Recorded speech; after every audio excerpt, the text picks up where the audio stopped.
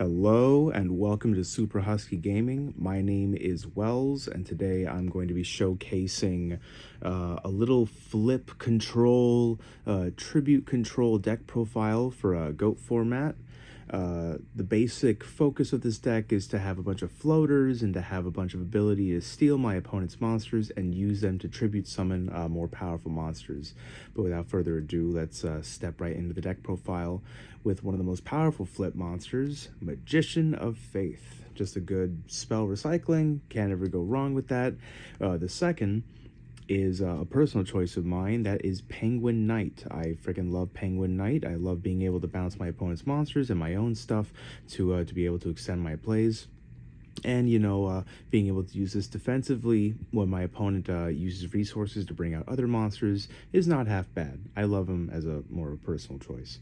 The next would be Morphing Jar. This is for really just helping and replenish your hand. Face-down monsters oftentimes wind up being gotten rid of really easily, and so you're going to go through a lot of resources and lose a lot of resources before being able to actually get a flip effect off. And this is one of those flip effects that you kind of want to get off. Even though it helps out your opponent in some respects, being able to get 5 cards for yourself can, give yourself a little extra time. That also counts for Cyberjar as well. Cyberjar is one of those, not a lot of people play it, but it's a really fun card to be able to get off when his effect actually gets off. And getting a bunch of flip monsters for yourself, that can be pretty helpful, especially in the middle of a battle phase. The next monster is Spear Cretin. I know what you're thinking. This is like, what the hell? What are you even thinking about? This is really just to bring back monsters for you to either tribute, to tribute summon them, or to, bring back a little something, for later plays. But usually this is just for the shenanigans of, when his effect is actually able to go off. Then I'm playing 3 copies of Gravekeeper's Spy, an actual good flip monster. You see, I'm not playing total crap in this deck. This is just one of the better flip monsters in the game and in GOAT right now, and being able to get yourself a nice wall that you can tribute them is really good. And speaking of a wall, this is one of the classic walls, Nimble Mo Manga. I'm playing 3 of this guy in order to do shenanigans with creature swap, to do shenanigans with a couple other cards, but really it's just, I love it, and it's one of those classic floater monsters. Speaking of classic floaters, we've got 3 copies of Mystic Tomato. I'm playing 3 just because I really want to be able to see this guy go off either through defensive means or by using it offensively with creature swap. You're going to hear the words creature swap a lot because that's sort of the main focus of the strategies surrounding the floaters in this deck. And Mystic Tomato doesn't just float into Tomato, he floats into 2 copies of Spirit Reaper for extra defense and 1 copy of Newdoria. I love being able to use Newdoria for wacky little offensive plays, getting rid of my opponent's monsters. Sure, it costs me life points, but at least it gets rid of monsters. Or with creature swap, use this thing with creature swap, destroy it, your opponent just lost 2 monsters for the price of 1. So I like being able to get off plays with him, and keeping in line with classic good floaters and just stuff that stays on board. I've got 1 twin-headed behemoth for those tribute plays, and I've got Revival Slime for, again, both these guys are kind of usable with creature swap and usable really nice defensively. I really just want to be able to get off, at least a couple of these like cool like floater effects in the duel. And it sucks that Revival Slime has to be killed by battle. I really wish it was by battle or card effect. But paying 1,000 life points isn't that big of a deal, in GOAT. People are willing to pay all kinds of prices.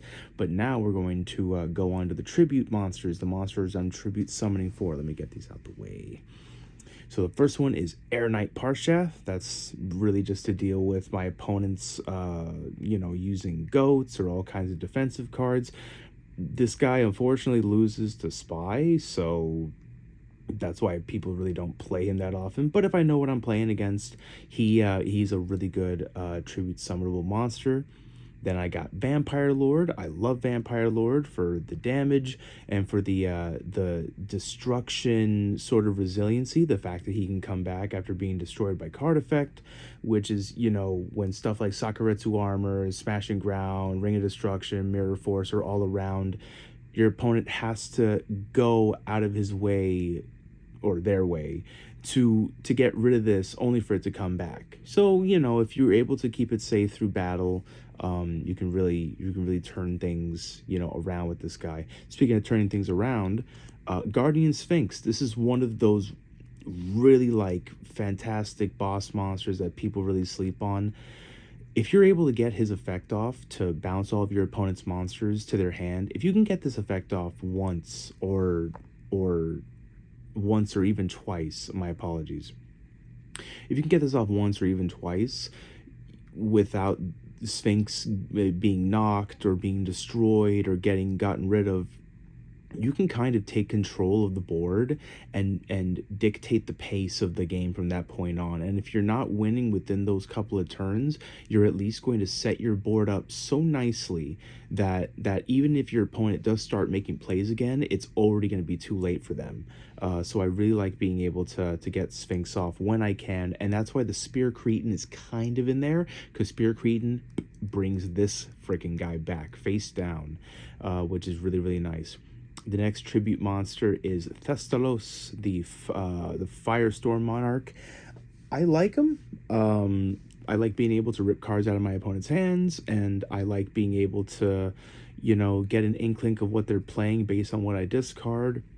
And obviously, even if I'm playing against Chaos and I hit something like a Thunder Dragon, hey, at least I'm doing a little bit of damage. At least I'm doing some damage, right? And I'm, you know, ridding my opponent of something that they could have discarded for their own effect, which means they're one card closer to having to pay like an actual cost for when their discard effects come up. But, you know, if I feel like I'm dealing with a more back row heavy deck, I switch this guy out for Mobius just for that more spell and trap destruction. Speaking of dealing with traps, Jinzo. Jizno is the frickin' one of the best. You steal something, you tribute summon this guy, and you're pretty much good for that one turn that he comes out until your opponent eventually finds a way to get rid of him. But if you're dealing with like a beatdown heavy deck that has a lot of traps and you're able to get this guy out, much like with Guardian Sphinx, if he survives for more than a couple of turns, you can really get yourself a nice pacing for the game. But the final monster that I'm going to be tribute summoning in the deck is Dark Ruler Hades. I love his effect. Being able to negate the effects of things he destroys means that he not only deals with stuff like Sangan and Magician of Faith and Gravekeeper Spy. It's not just the flip monsters. It's also the monsters, you know, with their grave effects, like Sinister Serpent. Being able to lock down Sinister Serpent in the graveyard permanently can be a pretty big play if he gets a kill with it, or just being able to kill anything. You're going up against zombies, boom. You're going up against a monster that has a banish effect like DD Warrior Lady or Assailant, boom, this guy deals with him. He deals with all, you know, of those problem monsters. Of course, he can't be summoned from the grave, but being able to steal opponent's monsters and tribute summon this guy out, even if you just get one attack off, being able to negate one effect with the attack you get off is almost always really good. So always keep in mind that he's a permanent negate. So if he killed like a Sinister Serpent, it's permanently trapped in grave unless your opponent moves it with a card effect, other than its own, of course. But now we're going to move on to the spell lineup. The spells are pretty standard at first. We got the Pot of Greed, you got the Graceful Charity, the Mystical Space Typhoon and Heavy Storm. You got the Snatch Steal for the stealing plays and tributing. You got the Premature Burial to bring back your powerful tribute monsters or to bring back something to tribute. And for the little shenanigans of dealing with my opponent's monsters, I've got 2 copies of Brain Control, being able to take an opponent's face-up monster and tribute it off and use its effect and attack and do all that is really nasty. So you get the right thing, you get rid of the right monster, you bring out the right thing, and this card can really help you out set up for an OTK. When you're not playing on OTKing and you just want to get rid of an opponent's monster and bring out a monster of your own, I love playing the one Soul Exchange Magic card. I'm thinking about maybe playing another one of these with something like Enemy Controller, because this card lets you tribute your opponent's monsters for anything. So if you have to tribute a monster for Metamorphosis or tribute a monster for Enemy Controller, this card will let you tribute your opponent's monsters. It's not just for tribute summons. But then I'm moving on to the 3 copies of the Creature Swap, which I had mentioned about 20,000 times earlier. This is the main sort of combo.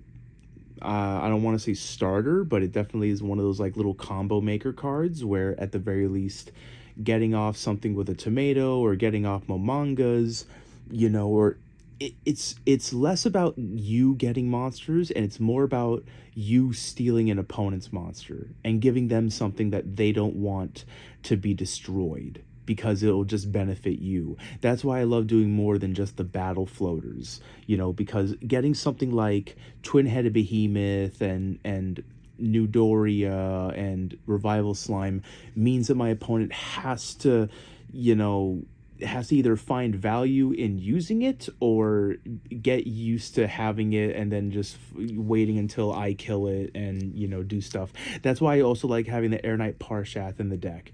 It's so that I give them my weak monsters and I can hit my own weak monsters with Parshath, draw cards, get effects off.